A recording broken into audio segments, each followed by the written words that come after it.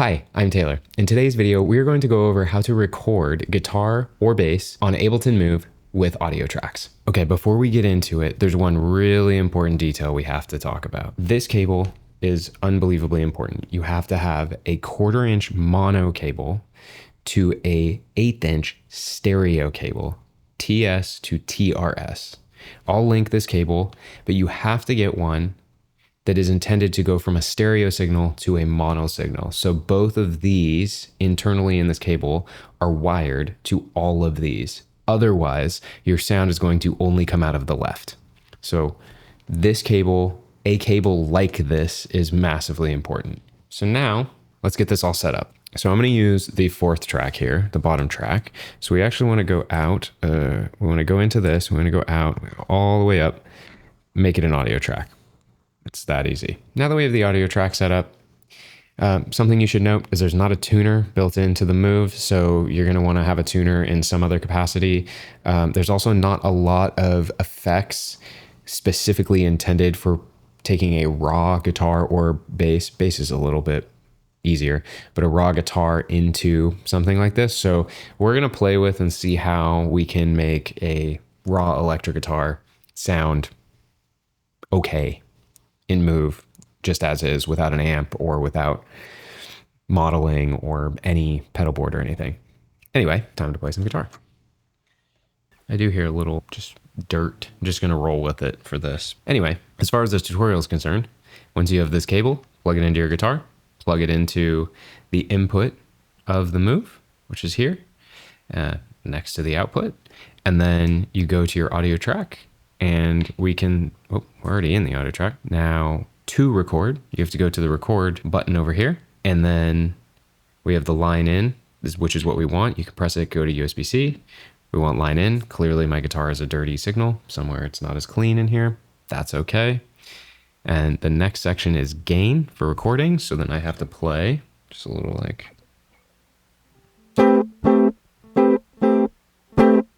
something like that. And then this is whether we're monitoring or not. Now, only this microphone is hearing me play. So if you don't have headphones, you would want the monitoring off. Otherwise, it would just come through the speaker that's built into the Move. In our instance, we're going to leave monitoring on. Now we have that. And now I can select a pad and record. So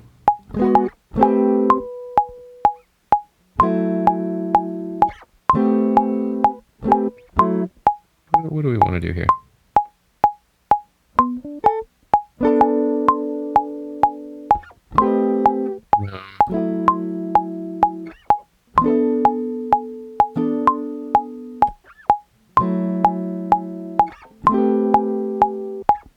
I'll do something like that. This tempo is fine, so we're going to go over here. And do I get a count in? Yep.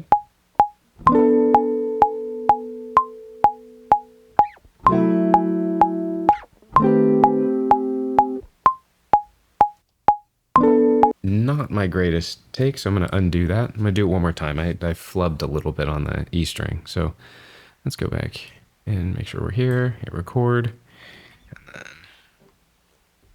I'm actually going to change the pickup too. Anyway, bear with me. Oh.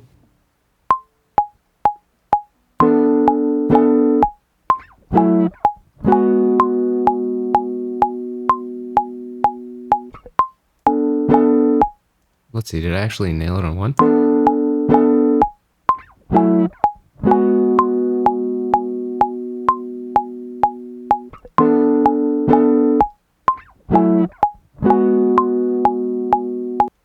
I'll leave that there. Now we can turn the metronome off. That is how simple it is to record your instrument into Move. It's very specific on the type of cable you need, but outside of that, that's all. But now, for this part of the video, let's talk about designing and working with the tools that we have inside Move to make that sound a little bit more usable. I'm not going to build a song around this. I'm specifically going to focus on getting the guitar tone to be something that would be a little bit more exciting and a little bit more interesting, usable, whatever adjectives you want to use. So we're still on the audio track. We have the audio. If we want to edit the audio, something that's also important is the first knob is transpose. The second knob is gain overall. So we can turn it up or down. I'm going to leave it at 0 for now. The next knob is the bar start, which is we're good to start where it was.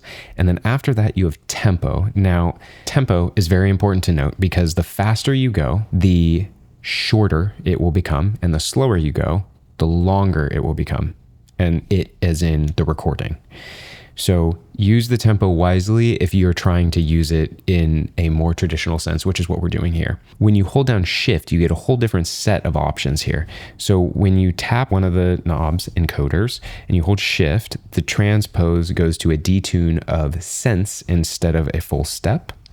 So you get a full step in here, or you get sense, and then you have a gain, and I assume you get tenths of gain. It seems to be the same for gain. And then in the bar start, it just zooms in for you so you can be a little more granular with what you're doing.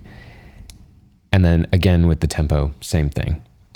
And loop acts the same way, so you can change the clip length or the loop length in this instance, and you can loop just different sections like I did in a previous video. I'll link that here. But now let's go into the two effects that we have going on here. So right now I have a delay and a reverb, which those could be useful, but I think we need something more robust here. So I'm thinking either erosion or saturation. So let's go into the first one and go back one. And we can go with, we have erosion and we have saturation. I'm going to try the saturator first, and let's see if we can get something a little bit more in realm of not really distortion, but let's excite the frequencies. So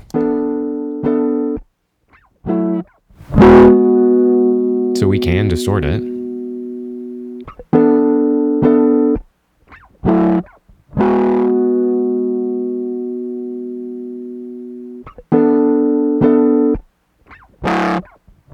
Okay, so I don't really want it to be a distorted sound too much, but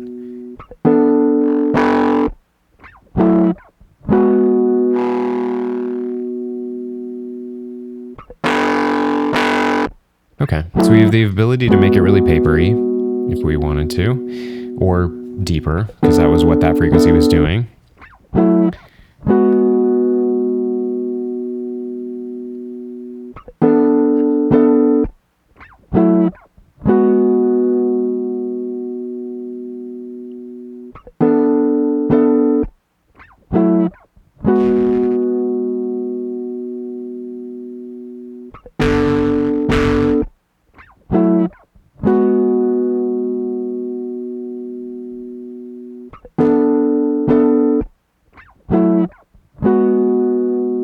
Okay, so this is a decent option, right?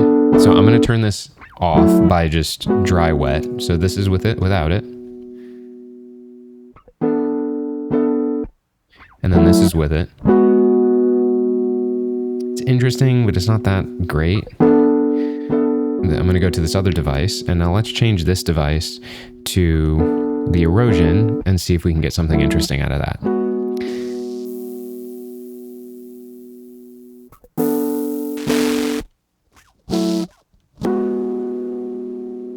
This one seems the most interesting.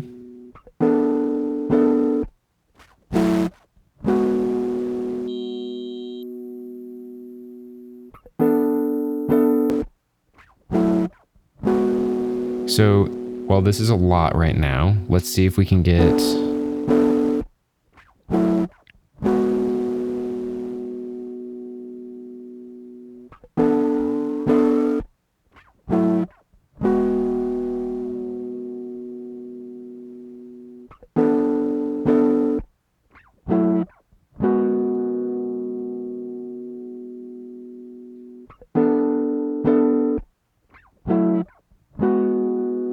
that seems a little bit more interesting. So I like that erosion is doing something a little interesting. So this is without erosion, or well, this is full erosion, which is too much. So if we do a little less, apparently half less, I'm kind of okay with this one. It adds a little bit of character, but let's go back to the saturator.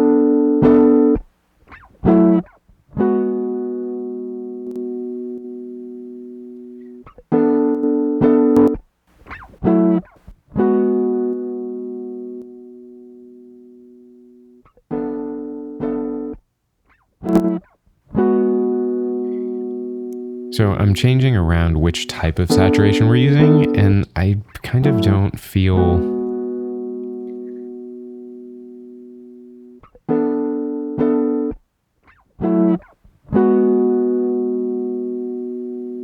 it's very subtle in general. That's getting a little annoying to listen to.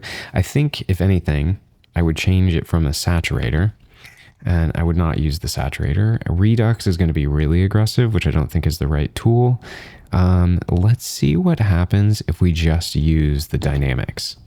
Let's go fast and let's see what we can get out of it. So there's low gain, mid gain, high gain, comp high pass. So we can leave that. Release thresholds. So let's put the threshold down, and then let's see what this does.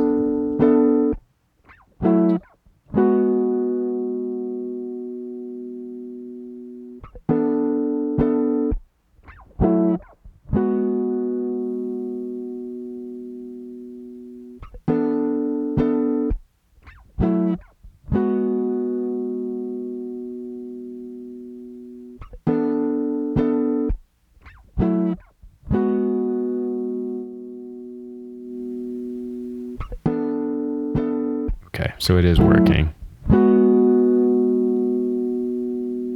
I kind of like this as a main thing, and I think it might be nice. I know that there's noise on this, but it's just kind of how the guitar was recorded. So instead of erosion, but let's see what erosion does actually first before we do anything.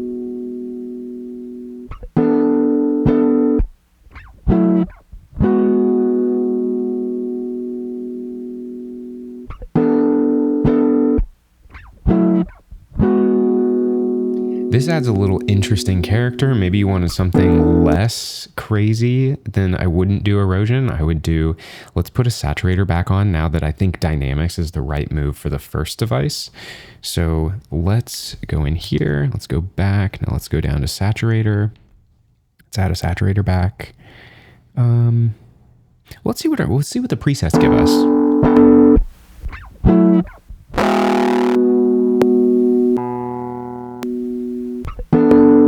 These are all pretty hard.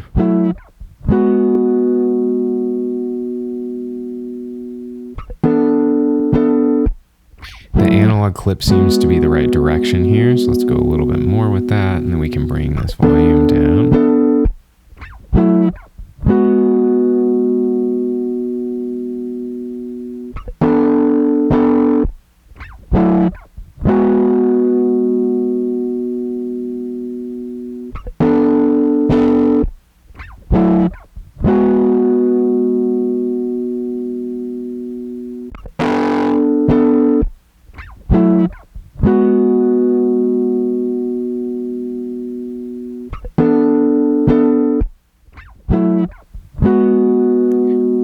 Okay with this. So this is without the saturation, and then this is with the saturation.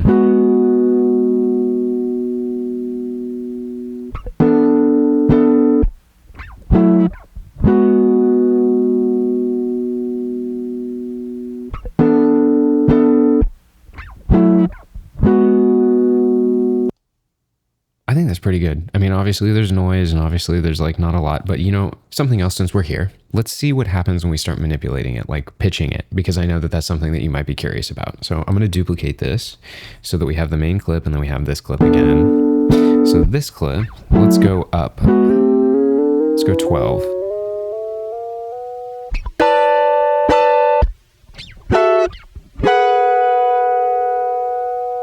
Sounds pretty good. Not so bad.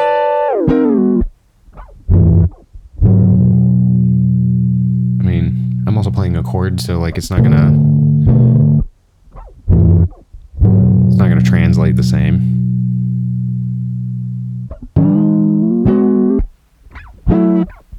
But like, let's say I'm not in tune. You can hold down shift and you can go sense and go.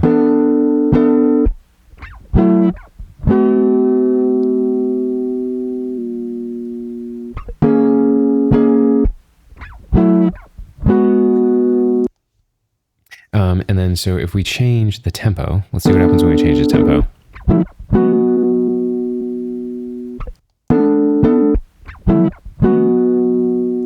Then if we go the other way with it, let's go.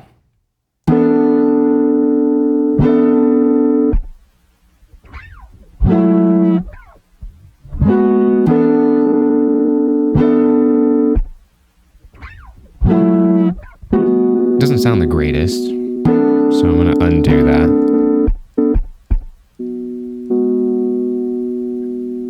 As far as manipulation goes, that's kind of it. The reason I duplicated it was to make sure that I didn't lose this, just in case I wanted it for later. One other thing to note is when you're recording stuff like this, when you're recording audio, if you are familiar with Ableton, these clips act the same as the session view. And the session view is the vertical view where your clips are in there, which is this same view on the Move, but sideways. If that is all completely news to you and it doesn't make any sense, no matter which view you're in with Move, whether you're in the device view or in the session mode, it is the same view here for you. So you have the 8 different clips that you can go with, and it will look the same and act the same. With that said, thank you so much for being here. I really appreciate it. I hope you learned something from this. I hope this was very helpful for you. If you like this, please subscribe. It helps me very much. If you want to support me, I have private lessons that I offer on my website, linked below. I have a membership here on YouTube, but most of all, liking, subscribing, telling your friends helps the most. Thank you so much for being here. I really appreciate it. I'll see you on the next one.